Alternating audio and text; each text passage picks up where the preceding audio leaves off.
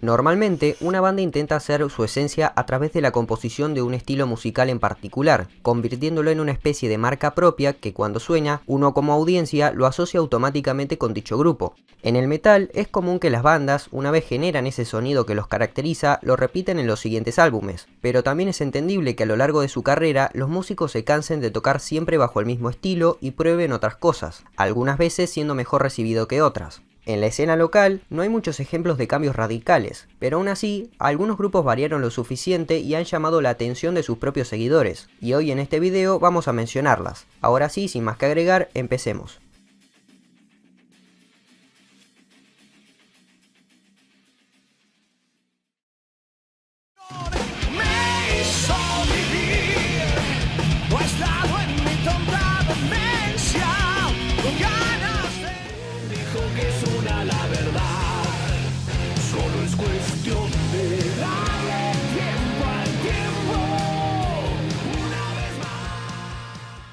Loreen se formó a fines de los 90s. Se podría decir que fue parte de la ola de bandas de power metal de esa época, junto a otras como Renacer, Imperio, Azeroth, Beto Vázquez Infinity, etc. En sus primeros discos mostraban un claro sonido del estilo que recién mencioné, muy estridente y veloz. Con el pasar del tiempo, sobre todo desde su tercer disco, empezaron a inclinarse a un sonido más parecido al hard rock melódico, influido sobre todo por bandas europeas, pero a la vez con una producción muy moderna y sin dejar de lado completamente el power metal, sobre todo en los estribillos que siguen siendo muy estridentes y captás muy bien las referencias al subgénero con el que se dieron a conocer. Aún así, a muchos seguidores de Loreen, que lo siguen desde sus primeros años, no les gustó el cambio. Sobre todo porque en esta nueva época el grupo empezó a hacer muchas power ballads o directamente baladas.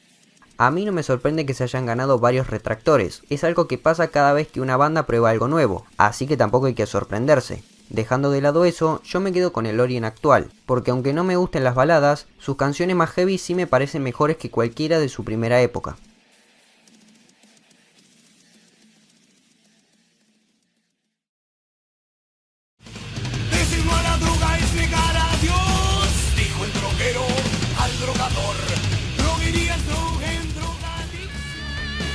Con toro y pam pam, armé la impronta, iluminando hacia el costado imaginario.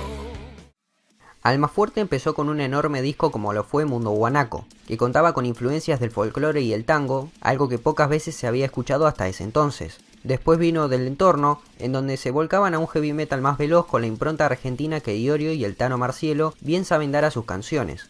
Pero creo que el gran cambio vendría con su tercer álbum, con el cual abandonarían casi completamente la velocidad y el machaque que caracterizó a Ricardo en gran parte de su carrera hasta ese entonces, creando canciones con mucho más gancho y más accesibles a un público que seguramente hasta ese entonces consumía muy poco metal pesado. Inclusive llegué a leer por ahí que hay varios seguidores que le critican que fue simplificando sus letras con el pasar del tiempo, quitándole la profundidad filosófica que tenían en la época de Hermética o al principio de Almafuerte. Yo esto último no lo comparto, creo que hay varias letras muy buenas después del tercer disco. Y si bien recién dije que casi completamente abandonaron la velocidad en sus trabajos posteriores, ahí están canciones como La máquina de picar carne o Las aguas turbias suben esta vez, entre otras. En fin, Almafuerte es una de mis bandas favoritas y me gustan casi todos sus discos. Si quieren ver mi opinión más en profundidad, les dejo este video que subí el año pasado, donde ranqueo los 8 álbumes de estudio del que menos me gusta al que más me gusta.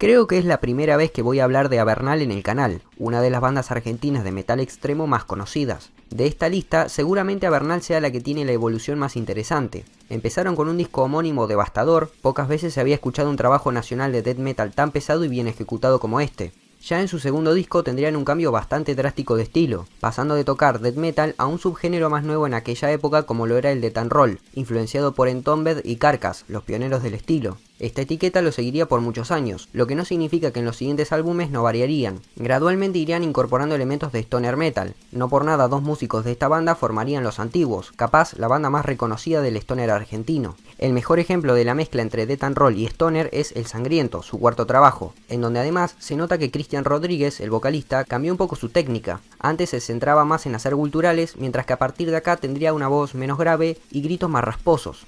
En su anteúltimo álbum, La Quimera de la Perfección, demostraron una variedad que antes no habían mostrado, en donde no solo tocan death and roll, sino además tienen canciones de death metal melódico, doom death metal clásico y hasta hay toques de thrash.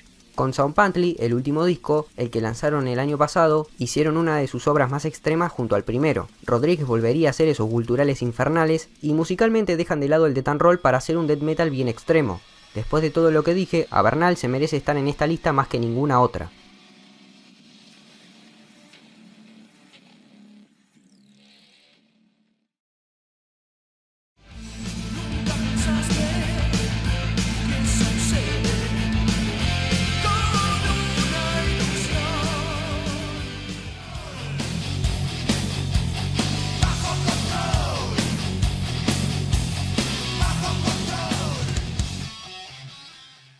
Rata Blanca es la banda más conocida del metal argentino con mucha diferencia, y su cambio perjudicó esa popularidad. Iniciaron con 3 discos que son los fundantes del estilo de la banda. Son el sonido característico cuando uno piensa en la música de Rata Blanca, un heavy metal muy cercano al hard rock setentero, con atmósferas sinfónicas, solos de guitarra influidos por la música clásica y con letras de amorío y rock and roll. Pero a partir del Libro Oculto, la banda tomó un rumbo más pesado, veloz y eléctrico, algo que motivó la salida de Barilari y Bistolfi en aquella época. Su cuarto y quinto álbum son los que más le agradaron a los metaleros, algo que no habían conseguido con sus anteriores trabajos, pero a cambio sufrieron una caída de popularidad importante.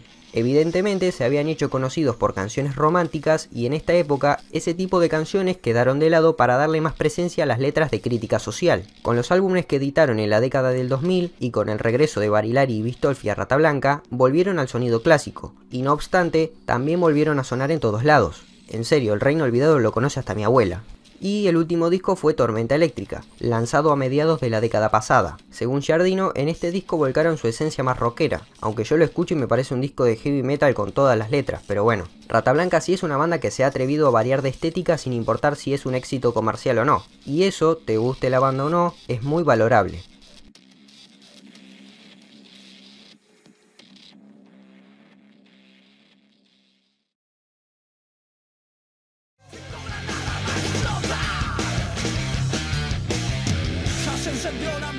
Ya comenzó la guerra.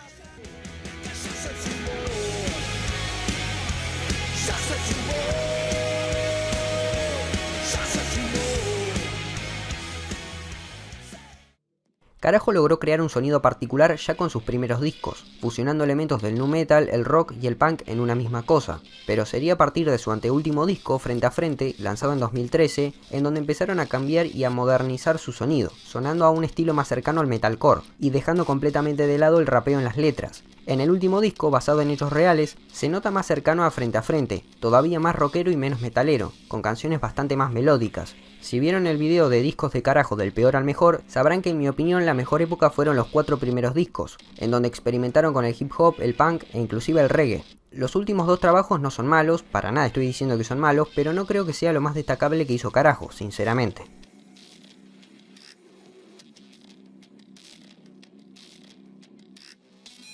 Bueno gente, eso es todo por hoy.